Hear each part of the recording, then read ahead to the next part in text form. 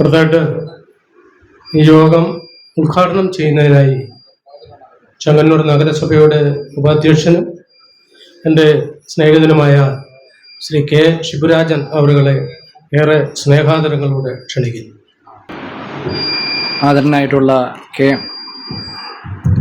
K M ട്രസ്റ്റിൻ്റെ chairman ബഹുമാന്യനായ ശ്രീ ചെങ്ങന്നൂർ ഗോപിനാഥ്, ഇവിടെ വിഷയാവതരണം നടത്തുന്ന ചരിത്ര സെമിനാറുമായി ബന്ധപ്പെട്ട് വിഷയാവതരണം നടത്തുന്ന പ്രഭാഷകനും സംസ്കൃത പണ്ഡിതനും സാമൂഹ്യ ചിന്തകനുമായിട്ടുള്ള ഡോക്ടർ TS ശ്യാംകുമാർ, സ്വാഗതം ആശംസിച്ച കെ എം ട്രസ്റ്റിൻ്റെ general secretary Shri CB Gopan,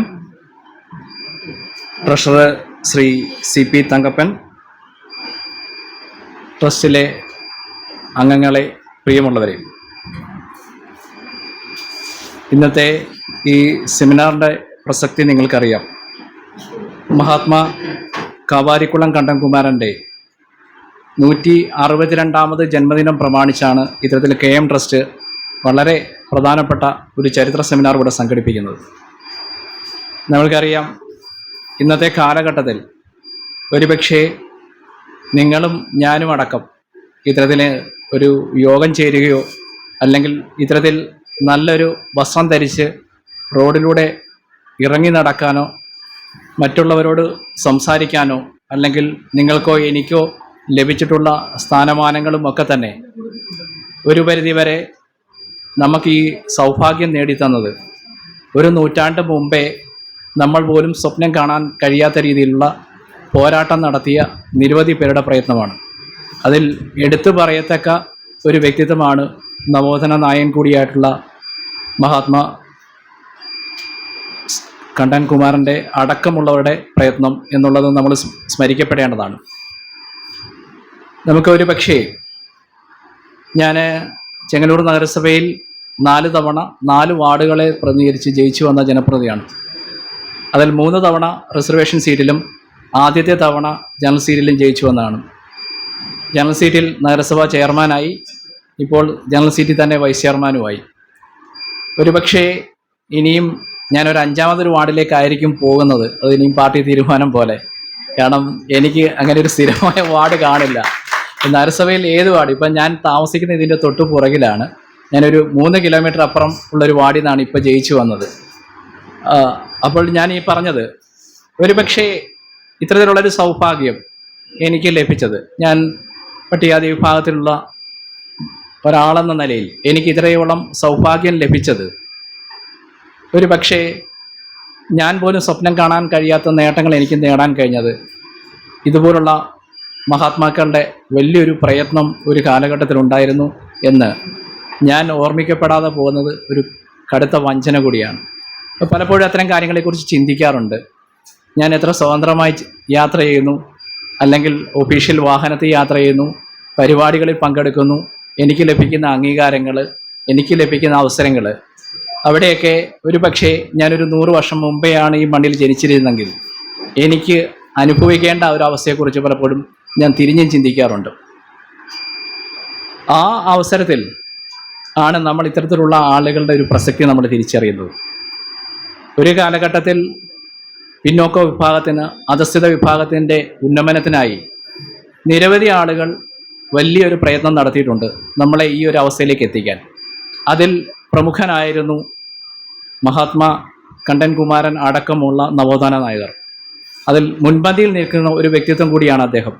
നമുക്കറിയാം, ശ്രീമൂലം പ്രജാസഭയിൽ നമ്മൾ ഇപ്പോൾ പോലും നമ്മൾ ചിന്തിക്കാത്ത കാര്യങ്ങൾ, അതായത് വിദ്യാഭ്യാസ കാലഘട്ടത്തിൽ സാമ്പത്തികമായി പിന്നോക്കം നിൽക്കുന്ന കുട്ടികൾക്കുള്ള ഉച്ചഭക്ഷണം അടക്കമുള്ള കാര്യങ്ങൾ, അല്ലെങ്കിൽ അവരുടെ ഫീസ് ഇളവിൻ്റെ കാര്യത്തിൽ, അല്ലെങ്കിൽ സൗജന്യ വിദ്യാഭ്യാസം അടക്കമുള്ള കാര്യങ്ങൾ, അത് ശ്രീമൂലം പ്രജാസഭയിൽ അതിൻ്റെ 22-23 സമ്മേളനങ്ങളിലൊക്കെ അദ്ദേഹം വളരെ ശക്തമായി വാദിച്ചതിൻ്റെ അടിസ്ഥാനത്തിലാണ് ഇത്തരത്തിലുള്ള ഒരു സൗജന്യ ആയിട്ടുള്ള വിദ്യാഭ്യാസം, അല്ലെങ്കിൽ സ്റ്റൈഫൻഡോട് കൂടിയുള്ള വിദ്യാഭ്യാസം, ഒപ്പം കാലാകാല വിദ്യാഭ്യാസ ഗവൺമെൻറ് സ്ഥാപനങ്ങളിൽ ഈ പറയുന്ന പോലെ സ്കൂളുകളിൽ വിദ്യാഭ്യാസത്തോടൊപ്പം തന്നെ ഉച്ചഭക്ഷണം സൗജന്യമായി ലഭിക്കുന്ന അടക്കമുള്ള കാര്യങ്ങൾ പലർക്കും അത്തരത്തിലുള്ള വലിയൊരു സൗഭാഗ്യം ലഭിച്ചത്.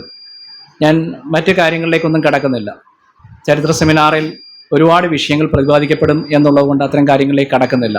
എന്നാൽ പോലും ഞാൻ പറഞ്ഞത് KM ട്രസ്റ്റിൻ്റെ നേതൃത്വത്തിൽ നിരവധിയായ പരിപാടികൾ സംഘടിപ്പിക്കുമ്പോൾ ഇത്തരത്തിൽ മഹാത്മാ കണ്ടൻകുമാരൻ്റെ, കാവാരിക്കുളം കണ്ടൻകുമാരൻ്റെ സ്മരണ നിലനിർത്തുന്ന രീതിയിലുള്ള നിരവധി പരിപാടികൾ സംഘടിപ്പിക്കും. സ്വാഗത പ്രാസംഗികൻ സൂചിപ്പിച്ച പോലെ അവിടെയൊക്കെ സമാന രീതിയിൽ മറ്റു സമുദായ സംഘടനകൾ പോലും ഇതിനെ അനുകരിക്കുന്നെങ്കിൽ KM ട്രസ്റ്റിൻ്റെ കഴിഞ്ഞ കാലങ്ങളിലെ പ്രവർത്തനം പ്രശംസനീയമാണെന്ന് കാര്യത്തിൽ യാതൊരു സംശയവുമില്ല.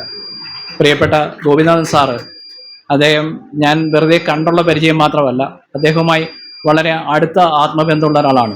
പലപ്പോഴും അദ്ദേഹവുമായി സംസാരിക്കുമ്പം ഒരുപക്ഷെ എന്നോടുള്ള ഒരു വ്യക്തിപരമായ സ്നേഹമായിരിക്കാം നിങ്ങളുടെ എല്ലാ പരിപാടിയിലും ഞാൻ കടന്നു വരാൻ എനിക്ക് അവസരം ലഭിച്ചിട്ടുള്ളത്. കാരണം എല്ലാം എനിക്ക് പരിചിത മുഖങ്ങളാണ് പലപ്പോഴായി എത്തിയിട്ടുള്ളത്. അവിടെ ഒരു പക്ഷേ എനിക്ക് ലഭിച്ചുള്ള ഒരു സ്ഥാനലബ്ധിയോ കാര്യങ്ങളോ ഒന്നുമല്ല, എന്നോട് തോന്നിയിട്ടുള്ളൊരു ആത്മബന്ധമാണ് എന്നാണ് ഞാൻ വിശ്വസിക്കുന്നത്. അപ്പോൾ അത്തരത്തിൽ ഞാൻ പറഞ്ഞത് മറ്റൊന്നും കൊണ്ടല്ല, പലപ്പോഴും ഇരിക്കുന്ന സ്ഥാനങ്ങളെക്കുറിച്ച് അല്ലെങ്കിൽ ഉന്നത സ്ഥാനങ്ങളിലേക്ക് വരുമ്പോൾ പിന്നോക്ക വിഭാഗത്തിൽ അല്ലെങ്കിൽ അധസ്ഥിത വിഭാഗത്തിലുള്ളവർ മറ്റുള്ളവരെക്കുറിച്ച് ചിന്തിക്കാറില്ല. എൻ്റെ കാലഘട്ടത്തിൽ ഞാൻ എവിടെ പോകുന്നുണ്ടെങ്കിലും ഞാൻ പ്രദാനം ചെയ്യുന്ന വാർഡുകളിൽ പട്ടികജാതി വിഭാഗത്തിലുള്ള ആളുകൾക്ക് ലഭിക്കേണ്ട ആനുകൂല്യങ്ങൾ അല്ലെങ്കിൽ മറ്റു സഹായങ്ങൾ അത് നഗരസഭ മുഖേന അല്ലെങ്കിൽ ഗവൺമെൻറ് മുഖേന അല്ല എങ്കിൽ സ്വകാര്യ സംഘടനകൾ, സന്നദ്ധ സംഘടനകൾ വഴി എന്തൊക്കെ സഹായങ്ങൾ അവർക്ക് വ്യക്തിപരമായി എത്തിക്കാൻ കഴിയും എന്ന് ആധികാരികമായി ചിന്തിക്കുകയും അതനുസരിച്ച് പ്രവർത്തിക്കുകയും ചെയ്യുന്നതാണ്. ഏത് കോളനി, ഈ പറയുന്ന പോലെ ഇപ്പോൾ കോളനി എന്നുള്ളത് നഗറായി, എന്നാൽ പോലും പട്ടികജാതി കോളനികളിൽ ഒരുപക്ഷെ സമാന രീതിയിൽ ഒരാൾക്ക് പോലും നടപ്പിലാക്കാൻ കഴിയാത്ത നിരവധിയായ വികസന പദ്ധതികൾ നടപ്പിലാക്കാൻ ഞാൻ ശ്രമിച്ചിട്ടുണ്ട്. നിങ്ങൾക്കറിയാം, പട്ടികജാതി MP ഫണ്ടിൽ പ്രത്യേകിച്ച് പട്ടികജാതി വിഭാഗത്തിലുള്ള ഫണ്ട് അനുവദിക്കുമ്പോൾ, റോഡുകൾക്കൊക്കെ അനുവദിക്കുമ്പം അതിന് 20% തുക പട്ടികജാതി വിഭാഗങ്ങളുടെ റോഡുകൾക്ക് വേണ്ടി മാറ്റിവെക്കുമ്പോൾ പലപ്പോഴും സംഭവിക്കുന്നത് നമുക്ക് രാജ്യസഭാ MP-മാരുടെ ഫണ്ടിൽ ഇത് പലപ്പോഴും ഈ തുക നഷ്ടപ്പെടുകയാണ്. അപ്പം ഞാൻ പലപ്പോഴും എൻ്റെ വാർഡിലെ കോളനിയിലേക്ക് ഫണ്ട് അനുവദിക്കാൻ വയലാർ രവിയെ കാണാൻ പോയിട്ടുണ്ട്, PJ കുര്യനെ കാണാൻ പോയിട്ടുണ്ട്. 6-8 തവണ പോയി കണ്ടു കഴിയുമ്പോഴാണ് ചിലപ്പോൾ നമുക്ക് വേണ്ടി ഫണ്ട് അനുവദിക്കുന്നത്. അപ്പോൾ ആ ഫണ്ടിൽ അവർക്ക് സഹായം ചെയ്യാൻ കഴിയുന്നത് ജനറൽ വർക്കുകളാകുമ്പം അവർക്ക് ഇത്തരത്തിലുള്ള രാജ്യസഭ MP-മാർക്ക് രാജ്യത്ത് എവിടെ വേണേലും ഫണ്ട് അനുവദിക്കാം. അപ്പോൾ അതുകൊണ്ട് പക്ഷേ അവരുടെ കൈകളിലുള്ള ഈ ഫണ്ടുകളിൽ പലപ്പോഴും രാജ്യസഭ MP-മാരുടെ കൈകളിലുള്ള ഫണ്ടുകളിൽ പട്ടികജാതി വിഭാഗത്തിലുള്ള ആളുകൾക്ക് വേണ്ടി അപേക്ഷയ്ക്കായി ആരും എത്താറില്ല. അതെനിക്ക് കൃത്യമായി അറിയാം. അതുകൊണ്ട് ഞാൻ ഓടി നടന്ന് ഇത്തരം കാര്യങ്ങൾ ചെയ്ത് കൃത്യമായി, ഇപ്പം ഞാൻ പ്രദാനം ചെയ്ത വാർഡ് തൊട്ടടുത്തുണ്ട്. അവിടെ PJ കുര്യൻ്റെ ഫണ്ടുണ്ട്, കൊടിക്കുന്നിൽ സുരേഷിൻ്റെ ഫണ്ടുണ്ട്, PC വിഷ്ണുനാഥിൻ്റെ ഫണ്ടുണ്ട്, ഒപ്പം വയലാർ രവിയുടെ ഫണ്ടുണ്ട്. ഇത്തരം കാര്യങ്ങളിൽ ഞാൻ പറഞ്ഞത് പട്ടികജാതി കോളനി സമഗ്ര വികസനം നടപ്പിലാക്കാൻ. ഇപ്പം ഞാൻ പാട്ടോമ്പാറ മേഖലയിലാണ്. അവിടെയാണെങ്കിൽ പോലും ഈ പറയുന്ന കുടിവെള്ള പദ്ധതി ഇപ്പം മുഴുവൻ അപേക്ഷ കൊടുക്കണം, അല്ലെങ്കിൽ വീട്ടിൽ കിണറില്ല എന്നുള്ള ഒറ്റ കാരണം കൊണ്ട് മാത്രം ഒഴിവാക്കപ്പെട്ടവർ ഒഴികെ എല്ലാ പട്ടികജാതി കുടുംബങ്ങളിലേക്കും സൗജന്യ വാട്ടർ കണക്ഷൻ നൽകി കഴിഞ്ഞു. ഒരാളുടെ വീടുകളിൽ പോലും ഇതില്ലാതില്ല.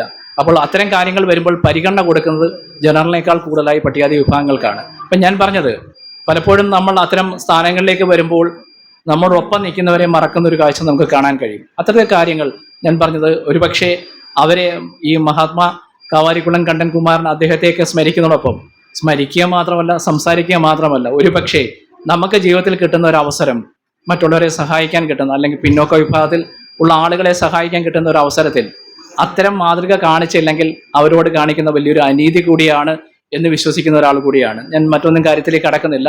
ഇവിടുത്തെ സെമിനാറിൻ്റെ വിഷയം ഇതല്ല എന്നുള്ളതുകൊണ്ട് ഞാൻ കൂടുതൽ കാര്യങ്ങളിലേക്ക് കടക്കുന്നില്ല. KM ട്രസ്റ്റിൻ്റെ പ്രവർത്തനങ്ങൾ കഴിഞ്ഞ കാലങ്ങളിലെ പോലെ മികച്ച രീതിയിൽ മുന്നോട്ട് പോകണം.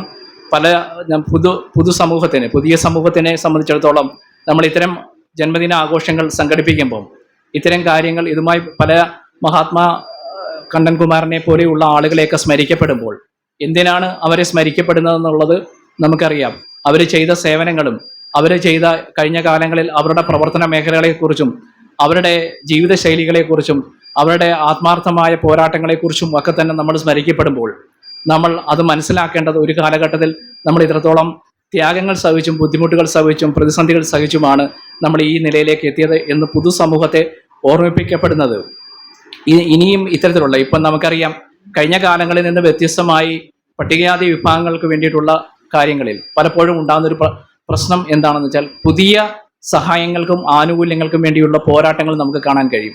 പട്ടികജാതി വിഭാഗത്തിന് ഇന്ന ആനുകൂല്യങ്ങൾ പുതിയതായി നൽകണം എന്നുള്ള ആവശ്യപ്പെട്ടുള്ള പോരാട്ടങ്ങളാണ് പലപ്പോഴും നമ്മൾ കാണുന്നത്. ഇപ്പോൾ അങ്ങനെയല്ല. എന്ത് ആനുകൂല്യങ്ങളാണോ നമുക്ക് ലഭിച്ചുകൊണ്ടിരിക്കുന്നത് ആ സഹായം നഷ്ടപ്പെടരുത് എന്നാവശ്യപ്പെട്ടുകൊണ്ട് സമരം ചെയ്യേണ്ട അവസ്ഥയാണ് നമുക്കുണ്ടാകുന്നത്. അതായത് നിലവിൽ ലഭിക്കുന്ന സേവനങ്ങളും സഹായങ്ങളിലും കുറവുണ്ടാകരുതേ എന്ന് പറഞ്ഞിട്ടാണ് നമ്മൾ സമര രംഗത്തേക്ക് പോകുന്നത്. മറിച്ച് നിലവിൽ ലഭിക്കുന്ന സേവനങ്ങൾക്കപ്പുറം പുതിയ എന്തെങ്കിലും സഹായം പട്ടികജാതി വിഭാഗങ്ങൾക്ക് ലഭിക്കണം എന്ന് പറഞ്ഞൊരു പോരാട്ടത്തിന് പോകാൻ കഴിയാത്ത അവസ്ഥ, ഉള്ളത് നഷ്ടപ്പെടരുത് എന്ന് മാത്രമാണ് ഇപ്പോൾ നമ്മുടെ ചിന്ത. അതുകൊണ്ട് പുതിയ കാര്യങ്ങൾ നമുക്ക് ആവശ്യപ്പെടാൻ കഴിയാത്ത ദയനീയ സ്ഥിതിയുമുണ്ട്. അപ്പോൾ ഇത്തരം കാര്യങ്ങളിൽ KM ട്രസ്റ്റ് അടക്കമുള്ള സംഘടനകളുടെ പ്രവർത്തനങ്ങൾ വളരെ ശ്രദ്ധയോടെ പോകേണ്ടതായിട്ടുണ്ട്. പല കാര്യങ്ങളിലും ഈ പിന്നോക്ക വിഭാഗങ്ങളിലുള്ള ആളുകളെ സംബന്ധിച്ചിടത്തോളം അവരുടെ ജീവിതവുമായി ബന്ധപ്പെട്ട പ്രതിസന്ധികൾ, പ്രശ്നങ്ങൾ മനസ്സിലാക്കി ശക്തമായ രീതിയിലുള്ള പ്രവർത്തനങ്ങളുമായി മുന്നോട്ട് പോകണം. സംഘടനയുടെ ബലം ശക്തിപ്പെടുത്തണം. നല്ല രീതിയിൽ ചിട്ടയായ പ്രവർത്തനങ്ങൾ നടത്തുന്ന സംഘടനകളിലേക്ക് തീർച്ചയായും കൂടുതൽ ആളുകൾ കടന്നു വരും. അവർക്ക് ഇന്നത്തെ കാലഘട്ടത്തിൽ ഏതൊരു സംഘടന രൂപീകരിക്കപ്പെട്ടാലും എല്ലാവരും കാണുന്നതാണ്, ഈ പറയുന്ന പുതിയ പുതിയ സംഘടനകൾ വരുന്നു. ഒരു സമയത്ത് ഈ പറയുന്ന സംഘടനകൾ അപ്രത്യക്ഷമാകുന്ന കാഴ്ചയും നമ്മൾ കാണുന്ന. അതുകൊണ്ട് അത്തരം കാര്യങ്ങളെ സംബന്ധിച്ചോളം അവരൊരു വിശ്വാസതയുടെ പ്രശ്നമുണ്ട്. ഒരു സംഘടന ചിട്ടയായ രീതിയിൽ പ്രവർത്തനം നടത്തും. ആ സംഘടനയിൽ വന്നതുകൊണ്ട് എനിക്ക് പ്രയോജനമുണ്ട്, ആ സംഘടനയ്ക്ക് പ്രയോജനമുണ്ട് എന്ന് ചിന്തിച്ചെങ്കിൽ മാത്രമേ പലപ്പോഴും ആ സംഘടനയ്ക്ക് വളരാൻ കഴിയുള്ളൂ. അതുകൊണ്ട് തന്നെ കൂടുതൽ ആളുകൾ KM ട്രസ്റ്റിന്റെ പ്രവർത്തനങ്ങളിലേക്ക് കടന്നു വരും. അവരെ എല്ലാം കൂട്ടിയിണക്കിക്കൊണ്ട് അവരെ ചേർത്ത് നിർത്തിക്കൊണ്ട് ശക്തമായ മുന്നോട്ട് പോകാനുള്ള കരുത്തും ശക്തിയും എല്ലാം തന്നെ സംഘടനയ്ക്ക് ഉണ്ടാകട്ടെ എന്ന് ഈ അവസരത്തിൽ പ്രാർത്ഥിക്കുന്നു. അതിനെല്ലാം പ്രിയപ്പെട്ട ഗോപിനാഥ് സാറിൻ്റെ ഒക്കെ നേതൃത്വത്തിൽ മെച്ചപ്പെട്ട പ്രവർത്തനം കാഴ്ചവെക്കാൻ കഴിയും എന്നുകൂടി ആശംസിച്ചുകൊണ്ട് പ്രാർത്ഥിച്ചുകൊണ്ട് നിർത്തുന്നു. ഈ പരിപാടി ഔപചാരികമായി ഉദ്ഘാടനം ചെയ്ത് പ്രഖ്യാപിക്കുന്നു. നന്ദി.